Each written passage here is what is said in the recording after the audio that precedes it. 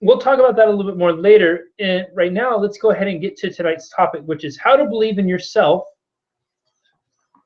how to believe in yourself and dream even when things do not seem to be going your way. So how do you believe in yourself and your dreams even when things don't seem to be going your way? As we all know, anybody who's ever had a goal, anybody who's ever had something they want to accomplish in life, stuff doesn't always work out. What's the proverbial saying? Shit will happen. It always does. It's as universal as death and taxes. So the first thing I recommend anybody to do, anybody who has a goal, and anybody who has a dream, anybody who wants to get anything accomplished, is you need to strengthen your belief in what you're doing. You see, a lot of times people will say, oh, I want to do this, or I want to do that. I want to build a better mousetrap. I want to start my own business. I want to enter into a relationship and get married one day, start a family. And when they encounter the least bit of resistance, the slightest challenge, they oftentimes throw their hands up and say, whoa, whoa, whoa, whoa, whoa. This isn't what I signed up for. I didn't think it was going to be this hard. I didn't think it was going to be this challenging. I didn't know there was going to be the arguing. I didn't know there was going to be the financial changes. This isn't for me. I'm out of here. Okay, so you need to really strengthen your belief in what your dream is. And the way you do that is you get in touch with the why. The reason why you're doing it. Why are you doing this? Why do you want to build a better mousetrap? Why do you want to be in a better relationship? Why do you want to start your own business? Why is your health important to you? Why are you going to finally start going to the gym and lose weight? Why do you want to read a book a month? Right? Why do you want to start a nonprofit? Why do you want to go volunteer in Africa for 3 months? Okay, you need to get really connected with that, and it needs to be something that pulls at your heart. If you just say, well, the reason I want to lose weight is to look good in a bathing suit, that's cool and all, but why? What does that represent to you? Looking good usually isn't enough. Sometimes it can be a short-term motivator, but if you really want to make it count, it needs to be something even deeper. Perhaps it's something like the reason you want to look good in a bathing suit is because you've spent most of your adult life feeling self-conscious and insecure about your body, and you want to be able to live and feel what it feels like to walk around confident in who you are. And that's a much more powerful why, right? If you want to start your own business, why might be because there's better taxes. And that can be a good motivator for some for a certain period of time. Oftentimes, a more powerful why will be something like, I believe in my heart that I'm here to serve people. Because I can tell you from my own experience, starting my own business, being my own company, there are a lot of rocky times where you sit there and you literally start to pull your hair out thinking, what the hell was I thinking doing this? Right? What was I thinking doing this and going out there and offering this and thinking that people were going to come and utilize my services? And what I had to do to stay the course at times when it felt like everything was pushing me off course was remind myself why. Because I believe in people, because I love people, because I believe in my heart that I was put on this earth to help people. And if I disappear, there's no way I can help anyone. So I need to stay the course for that person out there who could benefit from what I have to offer. That's a much more powerful why. Okay, so that's part one. Part two is when you start to get pulled off course, when it seems that life is heaping up, when the proverbial shit starts to happen, you have to be committed to refocusing on your why. You see, when things start to present a challenge to our hopes or dreams or goals, it's not that they're actually forcing us off course. The only reason it appears we're off course is because we stop focusing on the course. You see, we start focusing on what seems to be going wrong, or we start focusing on the distractions, or we start focusing on the obstacles, or we start focusing on the naysayers, or we start focusing on the doubters, or we listen to our sisters, boyfriends, husbands, cousins, brothers, sisters, moms, aunt, uncle tell us, oh, I had this friend, cousin, aunt, uncle named Bob one time who tried that and it didn't quite work. We will literally go to that point of listening to somebody who's 55 times removed from our bloodline, their advice, when normally we couldn't give one heck of a hoot about them. Heck of a hoot. I don't think I've ever used that on one of these. Somebody quote me on that. Heck of a hoot. We wouldn't normally get one heck of a hoot about them. God, I kind of like that. It has a good ring to it, doesn't it? Heck of a hoot. I'll change up my what is the word, vernacular. We don't normally give one heck of a hoot about them, but all of a sudden when they want to weigh in on an opinion with our own dreams, our goals, we're going to listen to them and say, oh, that's it. You're right. What was I thinking? I'm out of here. No, this is a time where you have to refocus on it. You got to refocus on that why. And if you do, and your why is powerful enough and it connects to here, it's going to snap you back to reality. Bob, who is removed 50 times over, might they have some insight? Yeah. And is Bob you? Not at all. You are you. And you started down this journey because you had a reason for starting down this journey. And that reason likely is that you believed that you were doing something that was worth doing. Okay, so refocus on your why. If you lose sight of your why, then you're getting into really shaky waters. You're getting into really shaky waters. If you always have your why in sight, you will always have something to anchor yourself to when the seas get rough. No anchor, you're at the mercy of the ocean. And any of us who have been at the mercy of the ocean before, yes, this can be physically or metaphorically, know how challenging it can be. I don't know about all of you, but I tend to get seasick. So I like to have something to anchor myself to so I can minimize the turbulence. My why and refocusing on my why will always help me do that. Okay, does that make sense so far? So we have part one is establishing and strengthening your belief in your why. Part two is when something starts to pull you away, when it seems like the proverbial shit's hitting the fan, you got to refocus on your why. Part three. One of the question is part of this question. The topic of tonight is when things do not seem to be going our way. How do we maintain our focus on our dreams or goals when things do not seem to be going our way? This is part three. If you do not like the way things are going, look another direction. Look a different way. Think about it. Right? This is something. This is such a simple thing, and for so many of us, this is such a mind-blowing, life-altering, earth-shattering, world-quaking, boom, amazingness. And that was boom and not boo. Boom, boom. I don't know if I enunciated my M. And that's because we often, when stuff seems to be going wrong, when we have our problems or challenges, what do? We focus right on them, and this is all we see. High challenges, hello challenges. Oh my God, this is all my problems, my shit's right here. What am I going to do? Oh my gosh, oh, how can I do this? Look how hard it is. Oh man, that person's telling me no, and then we got Bob's sister's, mother's, brother's, father's cousin over there saying, no, he tried it once, and what was I even thinking to do this? And what we do from this perspective is we fail to look and see at everything that's out here. There is 180 degrees of direction. Well, actually 360 if we want to turn a full circle. But just in our normal peripheral, there's 180 degrees of vision. And we're focusing in on the small minutia of it. Imagine if you were to drive and the only thing you ever focused on what was right in front of you. Right? If you went to change lanes, if you went to park your car, if you went to merge onto the freeway, especially if you ever drive in LA, can you do that with only focusing on what's right in front of you? No, you're taking your life in your hands. You're taking your life in your hands. And it's the same thing as here. If we're only focusing on what's right in front of us, guess what we're doing? We're taking our hopes and our dreams and we're rolling the dice with them. Versus if we refocus, we don't like the way things are going, and we change the way we look at things, we change the direction we're looking, we'll allow ourselves to see everything that still is working right. And then it gives us enough of an energy change to step back and reassess what's going on. We can start asking ourselves some really powerful questions in this situation, which is what's working and what can I improve upon? What have I done well to get to this point, and what do I need to do better to get to the next point? Focusing on our problems is likely only going to produce more problems because that's all we're going to see. Where we change the direction and look to see other possibilities and solutions, guess what we're going to get? Oftentimes other possibilities and solutions.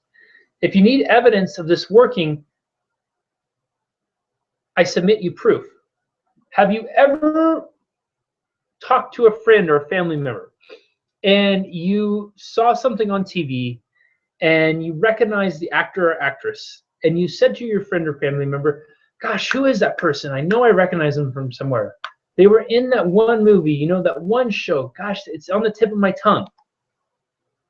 And so you're so focused on trying to figure out the answer. What happens? The answer doesn't come.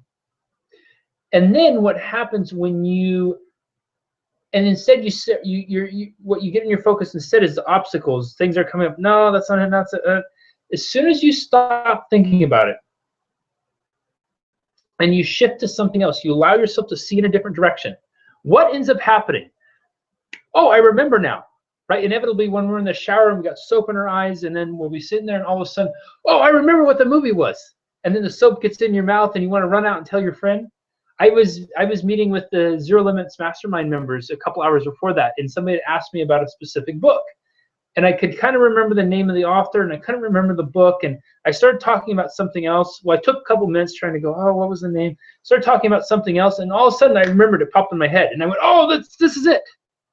Okay, because when we shift our direction, we're not focusing on the perceived problems or challenges or obstacles or the things not going right. We can see all the other things that are going right. Remember, you can't drive just focusing like this. You got to use all of your vision. And it's the same with your goals and dreams. You cannot narrow your focus just here, because if you do, when things do start to, when you run into challenges, all you're going to see is challenges. Okay, so that's part 3. Part 4, most importantly, and I say this with just about every single talk I have, every single meeting we have, you got to have accountability. Accountability is so crucial to success, and accountability takes all different shapes and sizes. Accountability is so important because what happens is when we have someone to help hold us accountable to something, when we get in that habit of starting to just focus in and only seeing this, that person can reel us in and help us refocus. Hey, Jesse, you remember, I understand that you're seeing this right now, and I understand that's got to be really challenging. And remember that if you take your hands down, there's this whole other world out there around you. Hey, Jesse, you know, I can see you're really frustrated right now. I can see you're getting upset with these obstacles and you're getting annoyed with these challenges. Why did you start on this path to begin with? What's your why? Oh, wow, that's right. I forgot to focus on that. So that's the power of accountability. Accountability is going to be the things that, and again, like I said, accountability comes in all different shapes and sizes. Accountability is our coaches. Accountabilities are trainers, our business partners, our mastermind members, our family members, our friends, our people who, co-workers, associates. An accountability person and an accountability partner in your life can be anyone who is willing to believe in you and your success and your potential. An accountability person in your life is anyone who is willing to stand up for you and your goals and dreams at those times where you may be waving and not being willing to stand up for yourself. Sometimes people will say, oh, Jesse, you know, well, that'd be great, but I don't have family members like that. I don't have friends like that. And what I say to them is just find somebody and pay them. Find somebody and pay them. I cannot tell you the difference in success when I used to work at a gym that I saw in people who would just try to do the gym on their own and the people who would sign up and work for a trainer. The trainer gave them massive accountability, and always the results are so much greater than the people who just try to do the gym on their own. Because what would happen? They'd come to the gym, they'd walk around, they'd do some stuff, and then they'd be sore, and then they wouldn't know what to do after that. And they didn't know how to eat. They didn't know how to do all those things. And so then they'd kind of go around and they wander around, and then they just feel like they didn't belong. Versus the people who'd work with the trainer, by the second week of working with the trainer, they're feeling like they know the gym, and you see them in there laughing, and they're not even caring who's around them because they have their accountability person right there. So accountability is so crucial. And it would be nice to say that, well, it's my dream, it's my goal, I should be so laser focused on it, I don't need accountability. Yeah, that's true. And I don't care how laser focused you are. I have yet to meet one person who's laser focused and who's a high achiever, high success person who doesn't have someone in their life to help hold them accountable to some aspect of their life. In fact, what I found is the more successful a person is, the higher achiever a person is, the more they want out of their life, the more systems of accountability they have in their life. Because they set that standard so high for their life, and they know that accountability helps them succeed. So why in the heck wouldn't they have it? Why in the heck wouldn't they have it? I love scheduling events like this. I love scheduling these chats. Not only do I enjoy talking with all of you, it gives me massive accountability, right? If I say, hey guys, I'm going to be Wednesday, 5 p.m. This is what we're going to talk about. I better show up ready to contribute, because then all of you guys are going to show up. And if I just sit here saying, yeah, we're going to talk about hopes and dreams today, how many of you are really going to log back into the next one?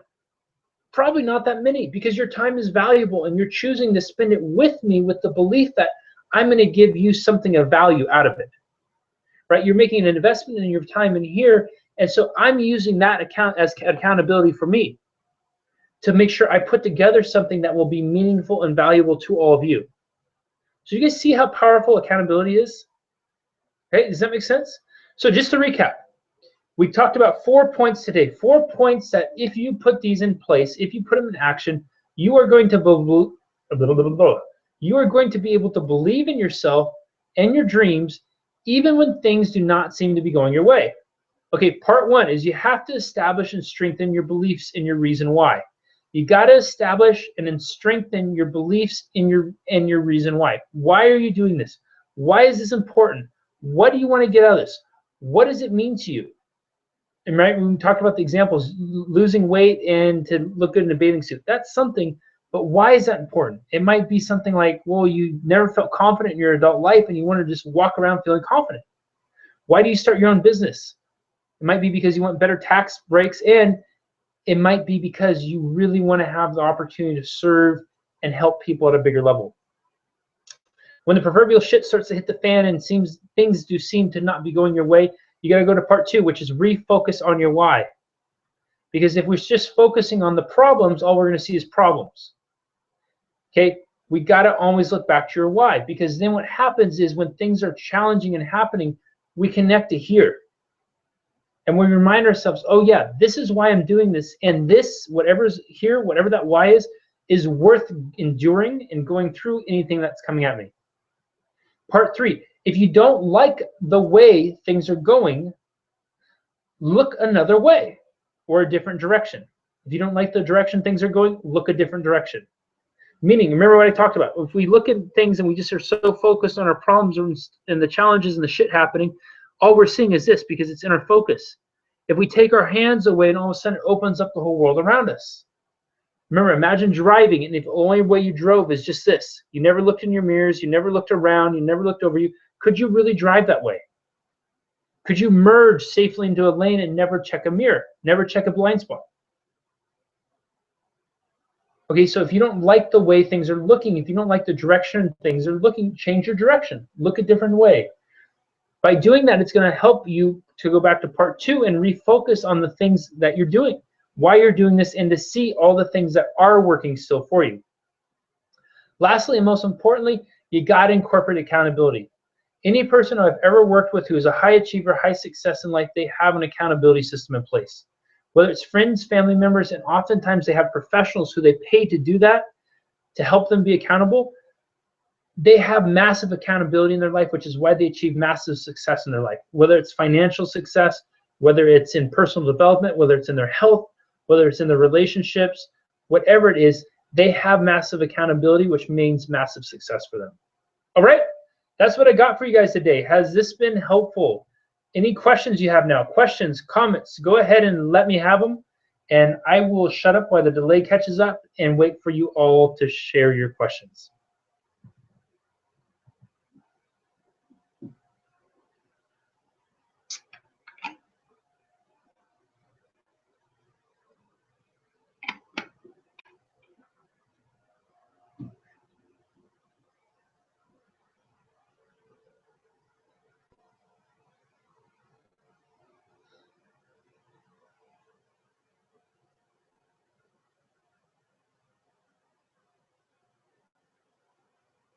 Oh, I don't think the delay's that bad today. Should you have a timeline or a limit for a long-term goal in general, or have a timeline for each step it will take to reach that goal? Great question.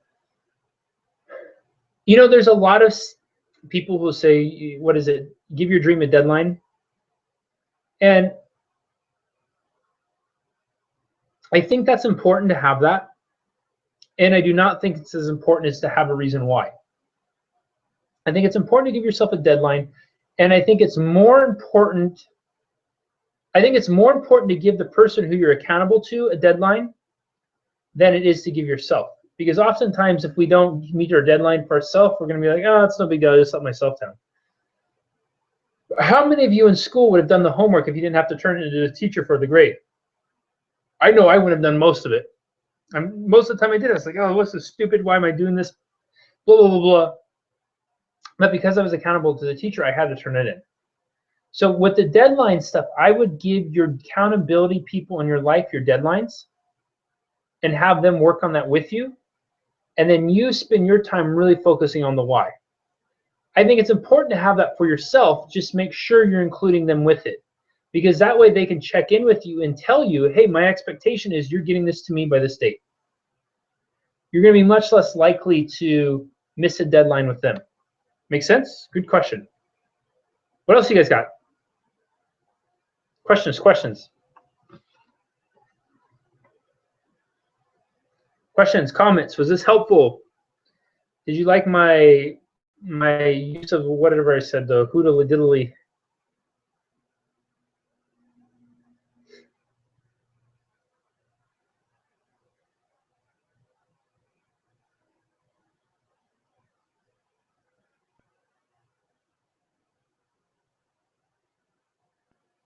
Is everybody's mind so blown that you don't even know where to start with questions?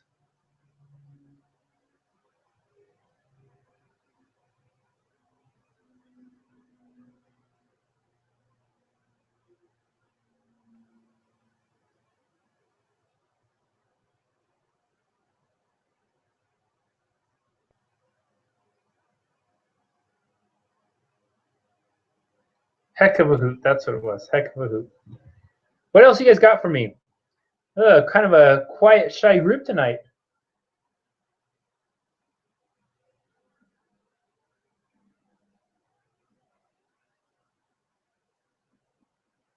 I'll give you guys a moment to write your questions, and I'll just double check Facebook. Sometimes people have a hard time getting on YouTube, and they write questions on there.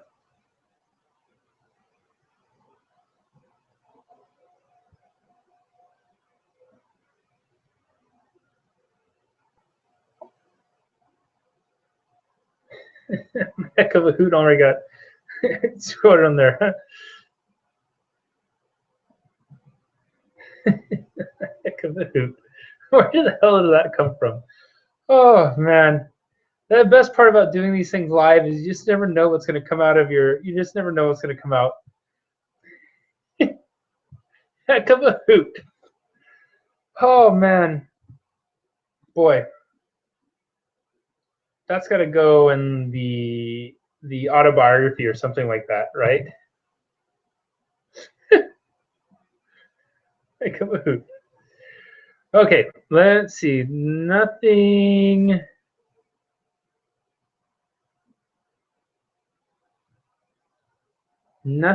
on here. So let's pop back over here.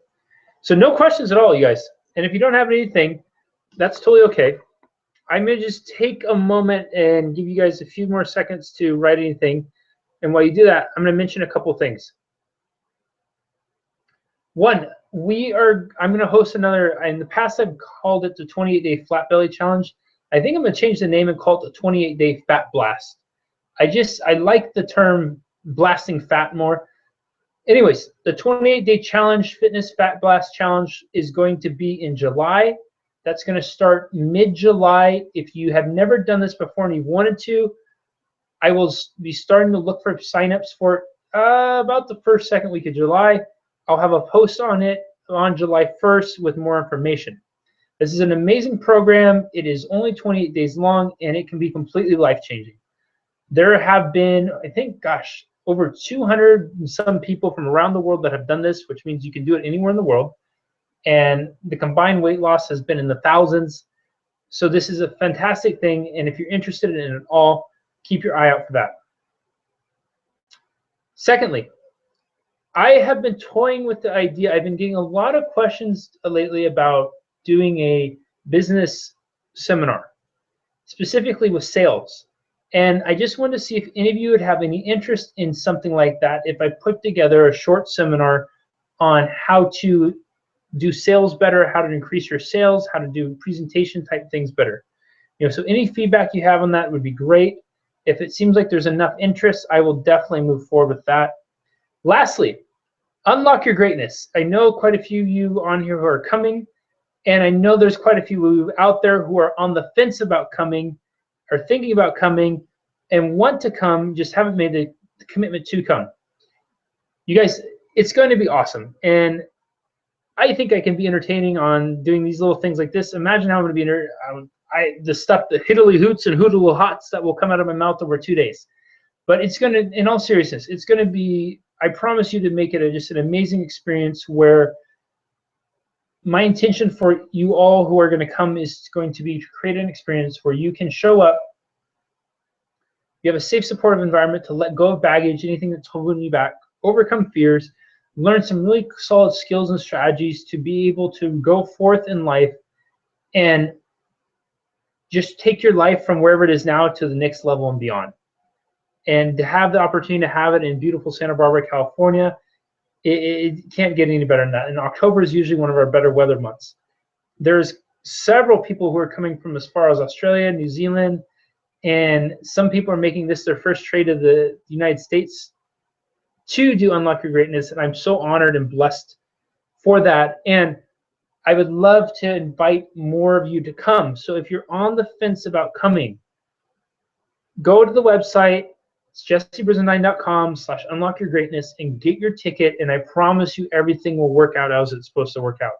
If you have questions at all about it, let me know. Okay? I see some more stuff's being typed over here, so let me switch over. Have you seen the new movie Inside Out? You remind me of the Joy character seeing obstacles as a new opportunity. They even had a happy song they used to switch thoughts. My question is, I haven't seen it yet. I haven't even heard of it, I don't think. My question is, do you think our whys become stronger by having that self-doubt for a minute? Because without it, we wouldn't realize how much stronger our whys are, yin and yang. At least that's what I got out of the movie. Without sadness, there would be no happiness, if that makes sense. Yeah, I totally agree. I think it's hard to appreciate the light of day without the contrast of the dark. Because if things just always are as they are, that's just what it is. And I absolutely agree. I think happiness is made happier because of sadness. There's a reason that on the other side of pain, there's pleasure, because we earn it and we can appreciate it and we can value it then. Right? Anybody who's had a broken heart is really able to appreciate how deeply love is and how wonderful love is.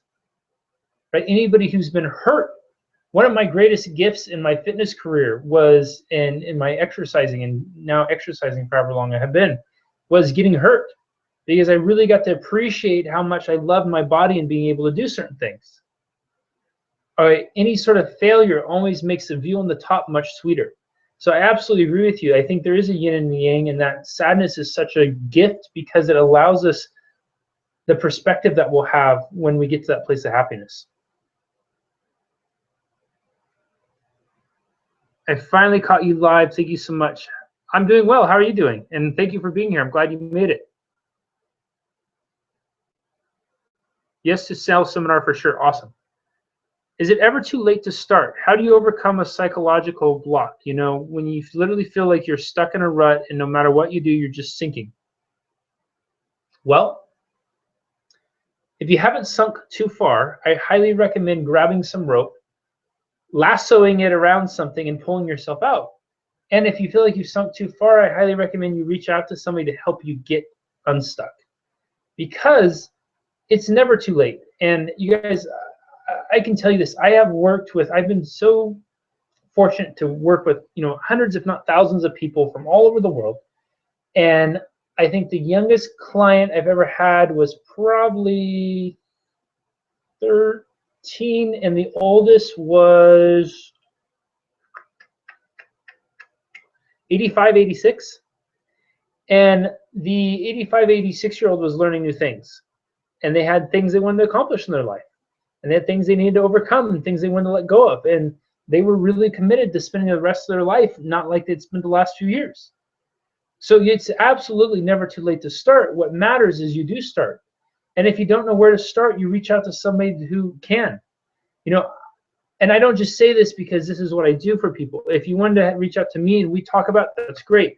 If not me, that's great too. What matters to me is that you are making that effort to make yourself a priority. If you feel like you can't pull yourself out, get somebody to hand you the rope and help pull you out and guide you to what you do after that. Are you going to record your seminar, Unlock Your Greatness, to purchase, or would it be available in some way or form? I've toyed with the idea of having it streaming, and at some point in the future, I might do that. I think for this initial one, though, I wanted to have it, and I can't say I'm totally set on this yet. For this first one, this initial one, I really want to do something special and have it be for, the participants, for everybody who's made the trip, and have it be just something that they can always remember. And that's not to say I can't do it with that too. So we'll see. The thing with recording is it's another moving part for me to add in now, and this being my first one and learning all these things. I need to find the video person I need to find. And that's not to say it won't happen. And I may very well still do the recording part of it. So we'll see. I'm putting that out to the universe to present the answer that I need to be given. Good question. Sorry, I just got on this chat. I'd like to ask, what should I do if, welcome, and I'm glad you made it. What should I do if I have these goals or these dreams in mind, but I just do not know how to get there or what resources to use? I'm always stuck. So this goes back to a stuck question. Getting unstuck. And if you don't find yourself able to get unstuck yourself, you got to reach out to somebody and help you.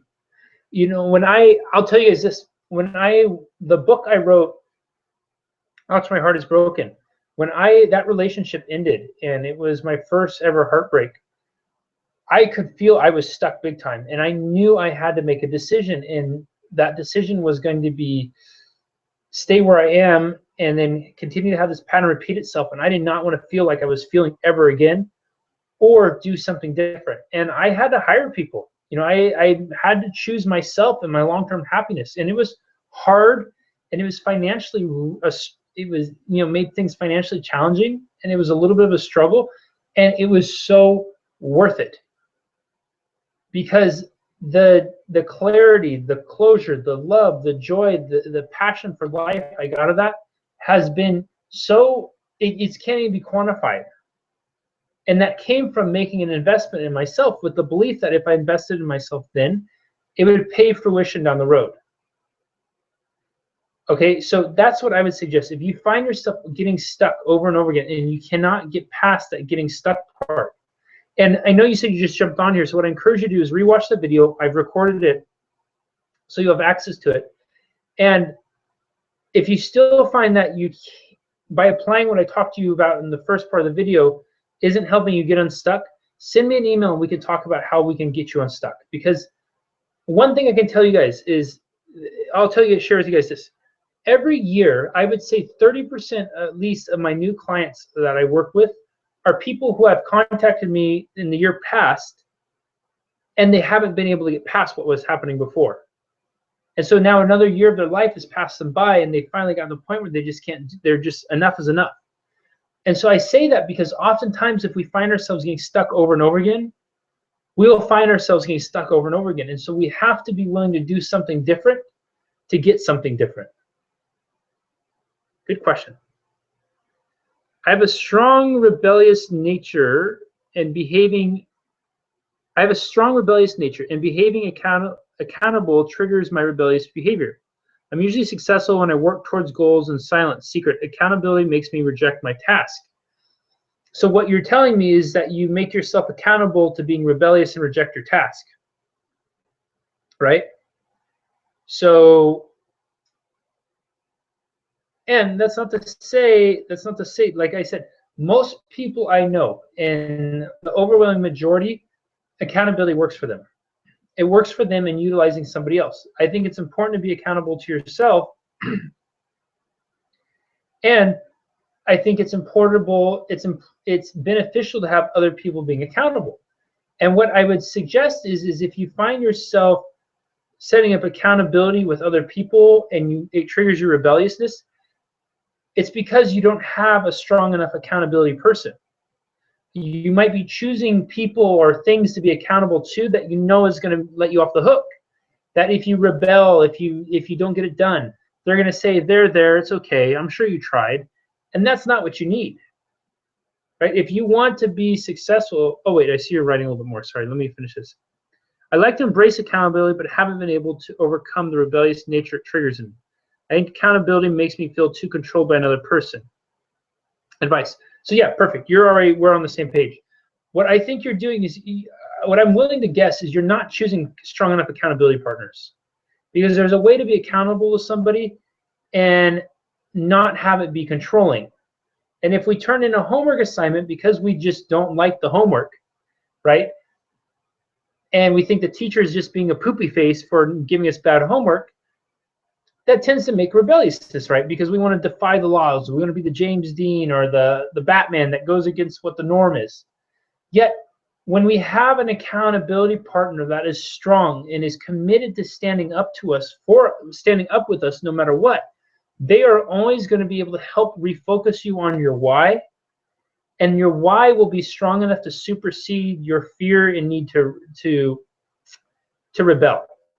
Because fear, what often happens is we're not just running away from getting something done, we're running away from our goals, we're running away from our dreams.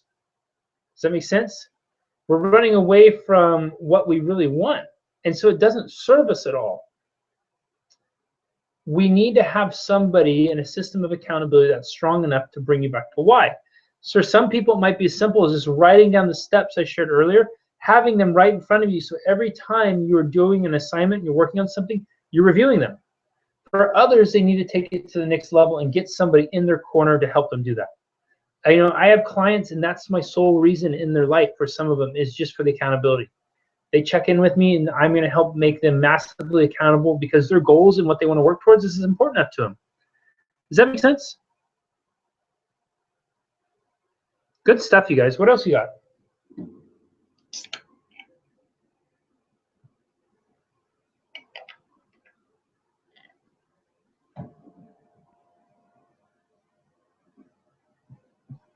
What else you guys got?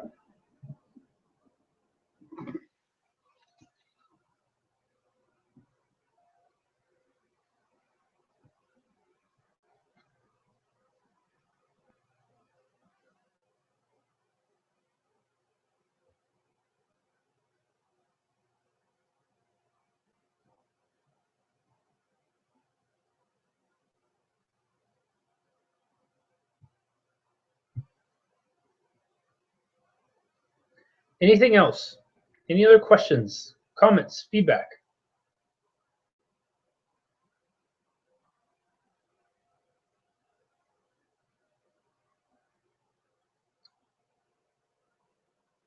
How do you encourage your creative thinking? How do you encourage your creative thinking? And which is the best book you've ever read in terms of fiction and motivation?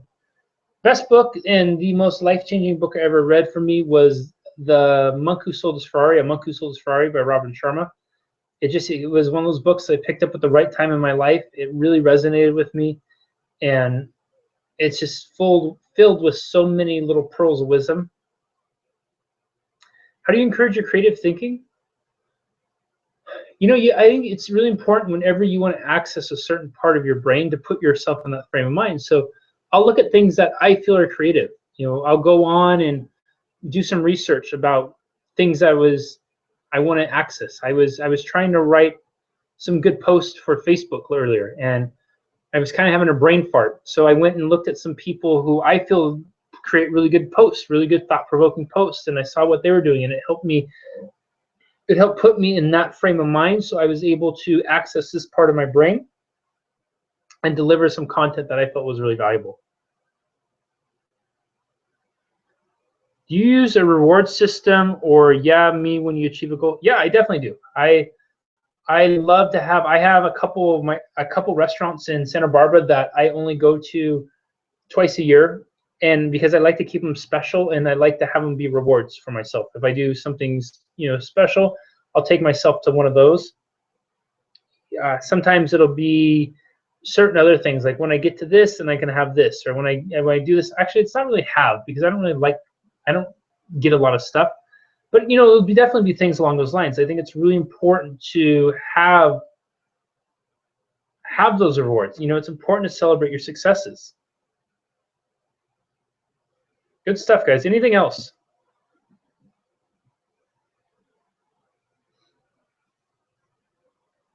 So I think we'll call it there. If you guys are watching, make sure you give the YouTube a thumbs up. That would be fantastic. I hope you guys have found value in this tonight. Thank you so much, everybody, for taking your time to share with me, whether it's evening where you are, morning or afternoon. I really appreciate it. I hope you learned something. And if I can be of any assistance to you at all, please send me an email, let me know. Also, remember, unlock your greatness. The Fat Blaster Challenge is going to start mid-July. Unlock Your Greatness tickets are on sale. Come. And there was one other thing. Oh, the sales seminar. If you have any interest in that, if you have a business where you're selling products, you're selling services, you're selling yourself, this would be something I think would be of value to you. So if you have interest in it, let me know, and then I will see if there's enough to make it viable for me to put something